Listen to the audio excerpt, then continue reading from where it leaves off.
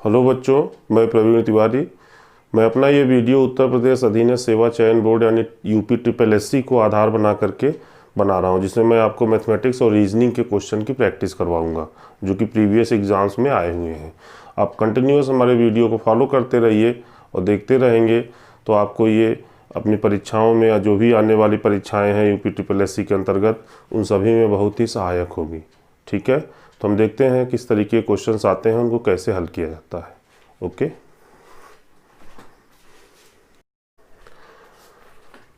तो बच्चों मैं अपना पहला टॉपिक नंबर सिस्टम से स्टार्ट कर रहा हूँ, संख्या पद्धति। इनमें हम उन क्वेश्चंस को लेंगे जो आपके प्रीवियस एग्जाम्स में आए हुए होते हैं। ठीक है, तो जैसा कि एक मैंने सैम्पल क्वेश्चन लिया हुआ है।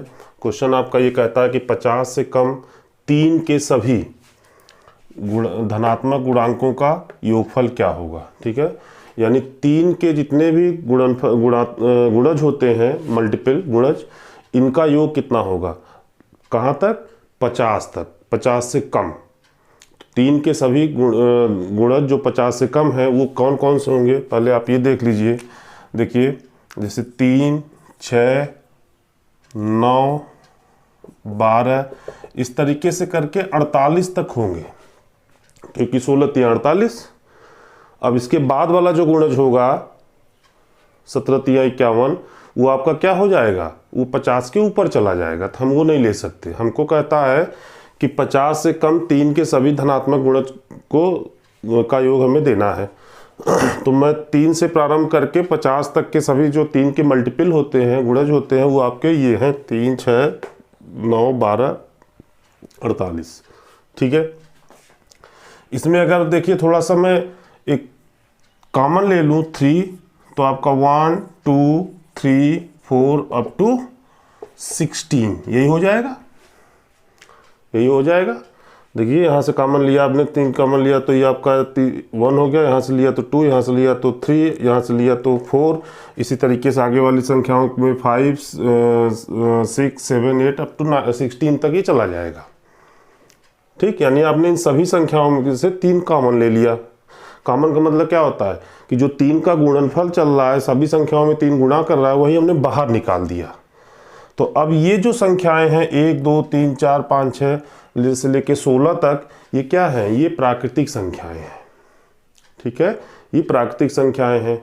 और आपको मालूम होना चाहिए कि प्रथम n प्राकृतिक संख्याओं का योग क्या होता है। प्रथम n प्राकृतिक संख्याओं का योग होता है, देखिए मैं लिख देता हूं, प्रथम n प्राकृतिक संख्याओं का योग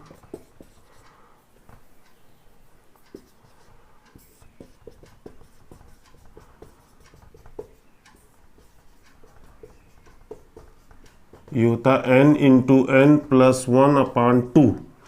ठीक है, प्रथम n प्राकृतिक संख्याओं का योग क्या होगा, n इंटू n प्लस 1/2, जहां पे n आपका क्या है, यहाँ पे n is equal to 16, n is equal to 16।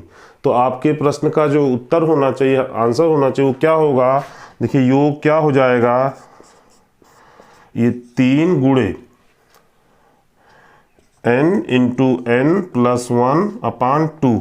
अब यहाँ पे आप n की वैल्यू रख दीजिए, तो ये क्या हो जाएगा, 3 into 16 into n plus 1, 16 plus 1 कितना हो जाएगा, मैं 17 डायरेक्ट लिख रहा हूँ। 17 कैसे आ रहा है, देख ध्यान सुनिएगा, 17 n प्लस 1, तो 16 प्लस 1 यानी 16 प्लस 1 17, और अपान 2, तो ये आपका कितना हो गया, 8। ठीक है, इन तीनों का अगर आप गुणा करेंगे तो आपको क्या मिलेगा, 408।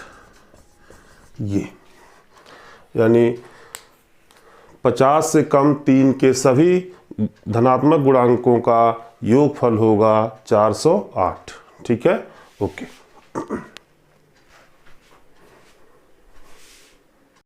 ये प्रश्न देखिए, ये बहुत ही अच्छा प्रश्न होता है, बहुत कम समय में सॉल्व हो जाता है। इसमें आपको पूछा ये जा रहा है कि एक भिन्न दिया हुआ है 6/7, 5/6, 7/8 और 4/5 में सबसे बड़ी भिन्न कौन सी, यानी सबसे बड़ी भिन्न पूछी जा रही है। ठीक है, या सबसे छोटी पूछी जा सकती है, यहाँ पे सबसे बड़ी पूछी जा रही है। तो कहने मतलब ये है कि हम इन भिन्नों का कंपेयर करेंगे, तुलना करेंगे, और जो सबसे बड़ी भिन्न होगी वही हमारा आंसर हो जाएगा। तो कैसे तुलना करेंगे ये देखिए, इसको करने की एक खास विधि होती है। देखिए कैसे किया जाएगा,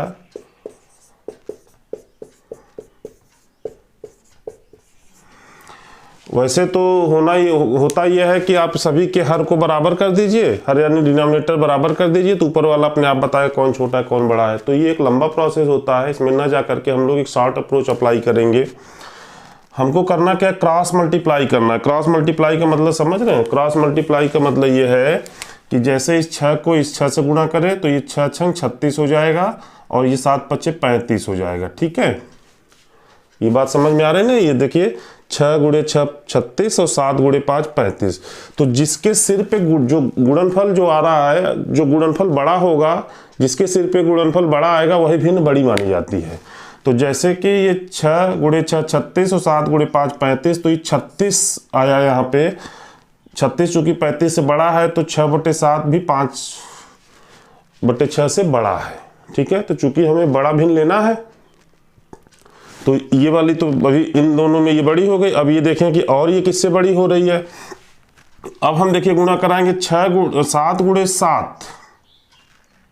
ठीक है, 7 गुणे 7, 7 गुणे 7 कितना हो जाएगा 49। ध्यान सुनिए, देखिएगा ये ले जाएंगे ऐसे 7 गुणे 7 49 और 8 गुणे 6, 8 गुणे 6 कितना होता है, 8 गुणे 6 आपका होता है ये 48।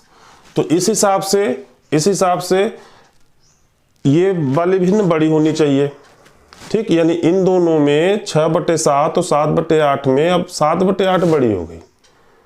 राइट, अभी तक क्या था कि 6/7 5/7 से बड़ा था और दूसरी बार हमने जब चेक किया तो 7/8 6/7 से भी बड़ा हो गया, यानी इन तीनों में ये सबसे बड़ी हो गई।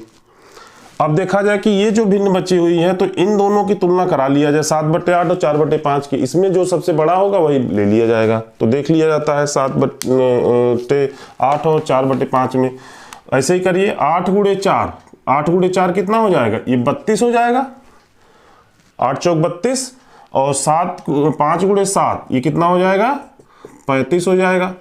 तो फिर आप देख रहे हैं कि 7/8 पे गुणनफल, 7/8 के सिर पे जो गुणनफल आ रहा है 35, वो 4/5 के सिर पे गुणनफल 32 से बड़ा है। ठीक है, गुणनफल जो आया वो 32 से बड़ा है। इसका मतलब ये हुआ कि आपका जो ये वाला भिन्न है 7/8 यही सबसे बड़ी भिन्न है।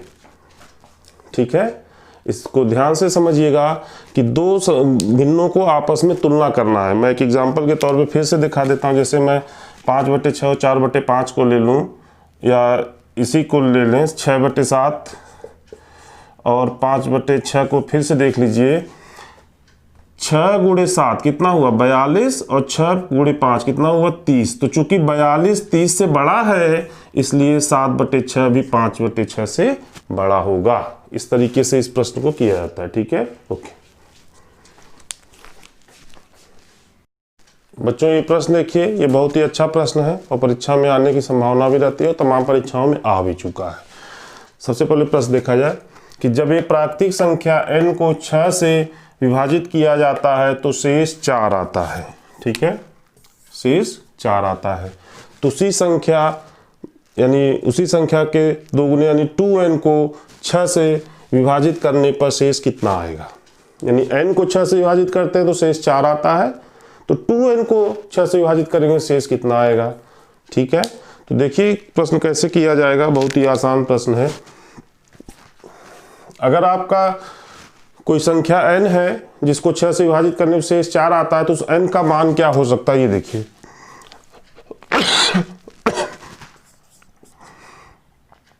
6q + 4। ठीक है, ये आएगा 6q + 4। अब आपसे कहता है कि 2n, तो 2n कितना हो जाएगा 2 × 6q + 4, ये आपका हो जाएगा 12q + 8। इसमें जरा सा चेंज कर दिया जाए, 12q + 6 + 2 कर दे। हमने कुछ ज़्यादा नहीं किया, 8 को 6 + 2 में तोड़ दिया है। ठीक है, तो इससे देखिए 6 कॉमन ले लें तो 2q + 1 और ये आपका 2 शेष बच गया, रिमाइंडर आ गया।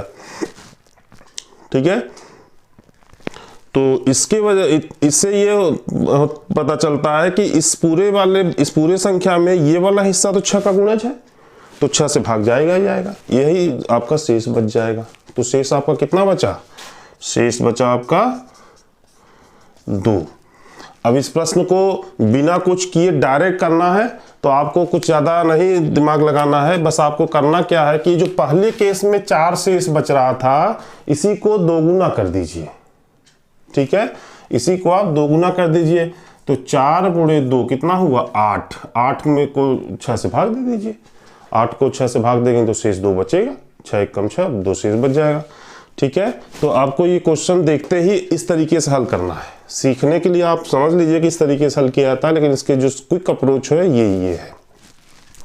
अब सपोज करिए कि कहता कि इस प्रश्न को, इसी प्रश्न में यानी 2n को 2 नहीं, कहता कि 4n को 6 से विभाजित करने पर कितना शेष आता है?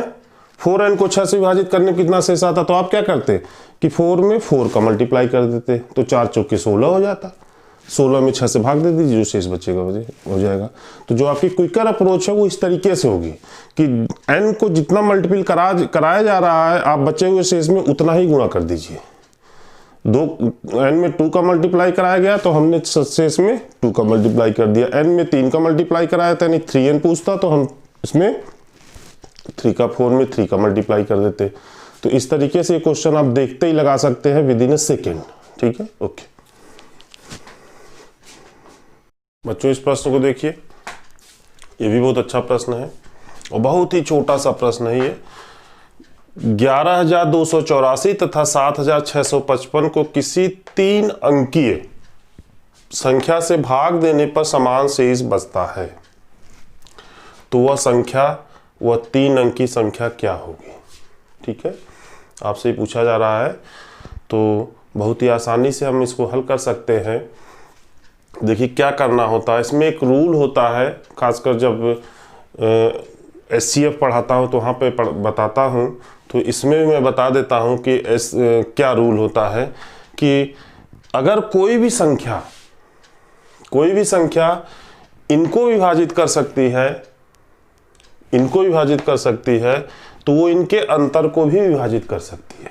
ये ध्यान सुनिएगा कि कोई भी संख्या अगर 11,284 और 7,655 को विभाजित करती है तो वो इनके अंतर को भी विभाजित करेगी। ठीक है, वो इनके अंतर को भी विभाजित करेगी। तो इसी रूल का इस्तेमाल करते हुए हम लोग क्या करेंगे कि इनका अंतर निकालेंगे। 11,284 माइनस 7,655। ठीक है, तो इसका अंतर हमको निकालना है। तो देखिए अंतर हम क्या निकालेंगे इसका, कि इसका आप डिफरेंस देखिए, डिफरेंस आपका हो जाएगा, या ये इसमें से आप माइनस करिए तो ये 14 हो जाएगा। 14 में से 5 घटा देंगे तो कितना हो जाएगा? 9। ये आपका कितना हो जाएगा? 7 हो जाएगा। 7 में से 5 घटा देंगे तो 2, यहाँ पे 2 है, इससे का आपको कैरी फॉरवर्ड कराना होगा तो 12 हो जाएगा। 12 में से 6 घटा देंगे तो 6, और अब यहाँ पे 10 हुआ। 10 में से आप 7 घटा देंगे तो 3, 3629। ठीक है, आपका ये आंसर हो, जो नंबर आ जाएगा 3629। तो कोई भी संख्या अगर 11,284 को और 7,655 को विभाजित कर सकती है तो वो इनके अंतर यानी इनके अंतर 3,629 को भी विभाजित कर देगी। ठीक है, तो इसी का आपको गुणनखंड करना होगा 3,629, और इसका गुणनखंड देखिए क्या होगा, ये होगा 19 × 191। ठीक है, ये एक तरीके से बहुत ही टिपिकल गुणनखंड होगा। तो मैं यहाँ पे कर देता हूँ कि इनका गुणनखंड आप गुणनखंड करने जाएंगे तो 19 से भाग देना होगा, उससे पहले कटेंगे नहीं। तो 19 × 191 आपसे पूछा जा रहा है कि त्रिअंकी संख्या बताइए। अब ये देखिए ये इसका गुणनखंड है, तो इसका मतलब ये है कि 3,629 को ये 19 ही भाग दे देगा, 191 भी भाग दे देगा। और आपसे प्रश्न क्या पूछा जा रहा है? 3 अंक वाली संख्या। तो 3 अंक वाली संख्या क्या है आपकी? 3 अंकी संख्या आपकी हो गई 191। यही आपका आंसर है। तो ऐसे ही छोटे छोटे प्रश्न एग्जाम में आते हैं जो बहुत ही टिपिकल नहीं होते हैं, लेकिन आपको प्रैक्टिस मांगता है और मालूम होना चाहिए किस तरीके के प्रश्न पूछे जाते हैं। ठीक है, ओके बच्चों, ये प्रश्न देखिए। प्रश्न क्या कहता है आपका कि कुछ मित्र पिकनिक पर 108 रुपया खर्च करने की योजना बनाते हैं, परंतु 3 मित्र पिकनिक पर नहीं आते हैं। परंतु 3 मित्र पिकनिक पर नहीं आते हैं, तो शेष मित्रों को 3 रुपया अधिक देना पड़ता है। तब पिकनिक में शामिल मित्रों की संख्या ज्ञात करना है। ठीक है, यानी कुछ मित्र हैं, उनकी संख्या हमको नहीं मालूम, लेकिन वो एक योजना बनाते हैं कि हमें पिकनिक पे जाना है और 108 रुपये अपने खाने पीने पे खर्च करना है। जब पिकनिक पे सब लोग पहुंचते हैं तो पता चलता है कि 3 मित्र नहीं हैं। अब 108 रुपये की जो योजना है वो पूरी करने के लिए प्रत्येक व्यक्ति को, यानी जो उस वक्त उपलब्ध है उनमें प्रत्येक मित्र को 3 रुपया अधिक देना पड़ता है। तो हमसे पूछा जा रहा है कि पिकनिक पर कितने मित्र आए थे। ठीक है, तो ये प्रश्न बहुत ही इम्पॉर्टेंट है और इसलिए भी इम्पॉर्टेंट है कि ये है तो नंबर सिस्टम का प्रश्न, आपसे लीनियर इक्वेशन भी बनवाने के लिए कहा जाएगा, उस बाद में आपसे क्वाड्रेटिक इक्वेशन भी बनाया जाएगा इसमें। तो उस हिसाब से इस प्रश्न की आने की संभावना बहुत अधिक होती है। तो हम यहाँ पे क्या करेंगे, प्रारंभ में कितने मित्र थे पहले ये ज्ञात करेंगे। ठीक है, देखिए, माना प्रारंभ में मित्र कितने थे, x। तो अगर x मित्र थे तो प्रति व्यक्ति खर्च कितना होता, प्रति व्यक्ति खर्च कितना होता, देखिए प्रति व्यक्ति व्यय आपका हो जाता 108/x। ठीक है, 108/x। लेकिन पिकनिक पे कितने मित्र नहीं आए, 3 मित्र, यानी 3 दोस्त नहीं आए। तो फिर आए कितने, प्रारंभ में x थे, x में से 3 घटा दीजिए तो x-3।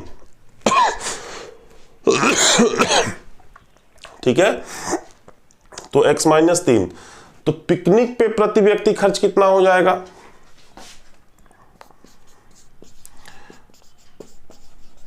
पिकनिक पर उपस्थित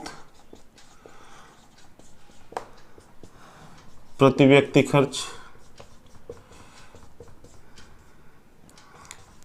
वह आपका हो जाएगा 108/x-3। देखिए, ध्यान सुनिए, देखिएगा कि प्रारंभिक अवस्था में प्रति व्यक्ति खर्च तो 108/x है, लेकिन अब पिकनिक पे उपस्थित प्रति व्यक्ति खर्च कितना होगा, 108/x-3। क्यों, क्योंकि मित्रों की संख्या 3 कम हो गई। प्रारंभ में x थे, अब कितने बचे, x-3। और ये जो x-3 है, ये 108/x-3 108/x से 3 रुपया अधिक है। इस बात को समझना होगा कि जो प्रति व्यक्ति व्यय पिकनिक पे आया 108/x-3 प्रारंभिक प्रति व्यक्ति व्यय से 3 रुपया अधिक है, क्योंकि प्रश्न में कहता है कि जो 3 लोग नहीं आते हैं तो 108 रुपये पूरा करने के लिए हर व्यक्ति ने 3 रुपये ज़्यादा दिया, तो ये इससे अधिक है। तो इसका मतलब यह है कि अगर हम इसमें 3 जोड़ दें तो ये बराबर हो जाएगा। इसमें 3 जोड़ दें तो ये बराबर हो जाएगा।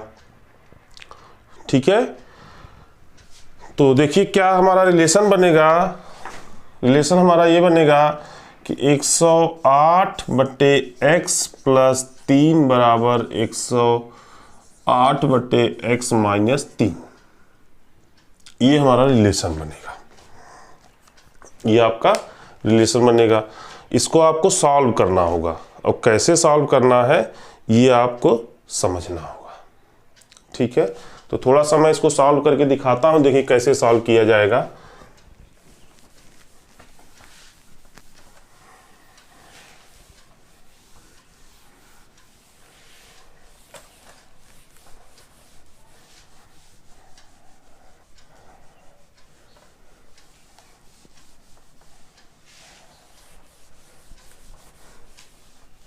देखिए,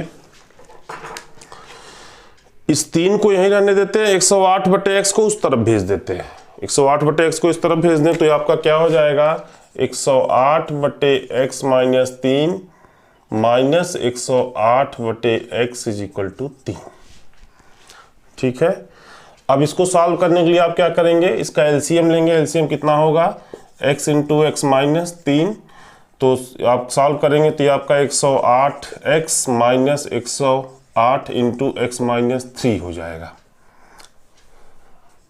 ठीक है, ये आपका 3 ऐसे बना रहेगा।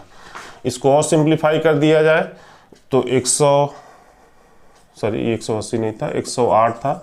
108x माइनस 108x, इसको जब आप अंदर भेजेंगे तो यहाँ देखिए x प्लस का था माइनस हो गया, और ये आपका हो जाएगा 324 प्लस का 324। ठीक है, और इसको मैंने पूरा उधर भेज दिया, किधर भेज दिया, इस तरफ भेज दिया। तो 3 इंटू एक्स स्क्वायर माइनस 3 ये इधर भेज दिया। ये देखिए ये आपका पूरा पूरा कैंसिल हो गया। ठीक है, ये पूरा पूरा कैंसिल हो गया। तो ये आपके पास बचता कितना है, 324 is equal to 3 into x square minus 3। अब देखिए 3 से और भाग जाएगा, 3 से हम एक बार और काट दें तो ये देखिए ये कट जाएगा, और ये कितना बचेगा, 3 एकम 3, और ये आपका हो जाएगा 3 अट्ठे 24, यानी 108 बार ये बचेगा। ठीक है, तो फाइनली आपके पास जो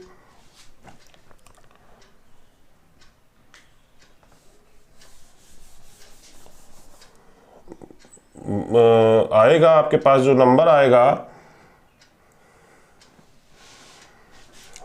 अच्छा यहाँ पे देखिए x भी रहेगा, क्योंकि ये 3x स्क्वायर माइनस 3x होगा, तो यहाँ पे x आप लगा लीजिएगा ध्यान से। जब हमने इसको इधर भेजा तो x square into 3x, x square into 3x square minus 3x, x square minus 3x आएगा। ठीक है, तो ये आपका 3 into x square minus 3x, इधर ये चीज़ जब इधर जाएगा तो ये हो जाएगा। तो आपके पास जो बचता है वो बचा कितना, देखिए 108 is equal to x square minus 3x। ठीक है, इन सबको हम एक तरफ कर दें तो x square minus 3x minus 108 is equal to 0। ये आपका एक इक्वेशन बन गई, ये आपकी एक इक्वेशन बन गई। अब आपको इसको हल करना है। ठीक है, तो 3 को ऐसे तोड़ना है, इसको बोलते हैं द्विघात समीकरण। द्विघात समीकरण यानी क्वाड्रेटिक इक्वेशन। तो द्विघात समीकरण में x की मैक्सिमम पावर 2 होती है, तो ये आपके क्वाड्रेटिक इक्वेशन हो गए, इसीलिए क्वेश्चन इंपॉर्टेंट भी हो जाता है। तो अब देखिए इसको क्या करना है, इसको आपको इस तरीके से तोड़ना है कि इस -3 को ऐसे जो तोड़ना है कि ऐसी कोई दो संख्याएं हो जिनका योग तो हो -3। ठीक है, और गुणनफल हो 108, गुणनफल हो 108। तो वो संख्याएं कौन कौन सी हो सकती हैं, देखिए 12 और 9, 12 9 या 108, और 12 -9 या -12 + 9 कर दें तो कितना होगा, -3 हो जाएगा। तो इसको इस तरीके से करना होगा कि x square minus 12x plus 9x, -12x plus 9x कितना होगा, -3x, और -12 इंटू 9 कितना हो जाएगा, -108। तो ये देखिए इस तरीके से इसको हल करना है। यहाँ से आप कॉमन ले लीजिए, x कॉमन ले लीजिए तो x -12 हो जाएगा, और यहाँ से 9 कॉमन ले लीजिए तो x -12 यहाँ पे भी आ जाएगा। ठीक है, अब देखिए x -12 कॉमन ले लीजिए, और x प्लस 9 आपके पास ये हो जाएगा, यानी x -12 कॉमन ले लेंगे तो x प्लस 9 बचेगा, तो ये आपका x -12 into x plus 9 is equal 0। तो किन्हीं भी दो संख्याओं का गुणनफल अगर 0 होता है तो इसमें से एक संख्या 0 या तो दोनों संख्या 0 मान ली जाती है। तो हम मानते हैं x इज इक्वल टू 12, या sorry x -12 is equal to 0, तो x इज इक्वल टू 12। ठीक है, x plus 9 is equal to 0 भी होगा तो x इज इक्वल टू 9 हो जाएगा, -9 हो जाएगा। अगर x plus 9 is equal to 0 दिखाएं तो x इज इक्वल टू -9 हो जाएगा। माइनस नंबर हम ले नहीं सकते। क्यों नहीं ले सकते? माइनस नंबर हम इसलिए नहीं ले सकते क्योंकि माइनस ये एक संख्या है, व्यक्तियों की संख्या है, नेचुरल नंबर है, तो नेचुरल नंबर नेगेटिव नहीं होता है। ठीक है, तो x की यहाँ पे दो वैल्यू आएगी, 12 प्लस का और 9 माइनस का। जो 9 है माइनस का, यानी x अगर मैं दिखाऊं कि x plus 9 is equal to 0 तो x इज इक्वल टू -9, तो ये आपका क्या होगा? काटना होगा, आपका आंसर होगा x इज इक्वल टू 12। ठीक है, तो कुल मित्रों की संख्या कितनी हो गई? 12। अब पिकनिक पे उपस्थित मित्रों की संख्या कितनी हो जाएगी? देखिए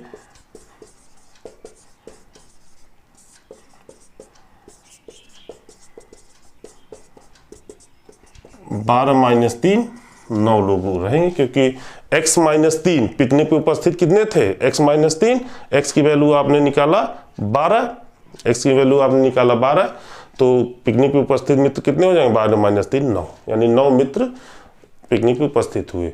और प्रारंभ में कितने मित्र थे? 12।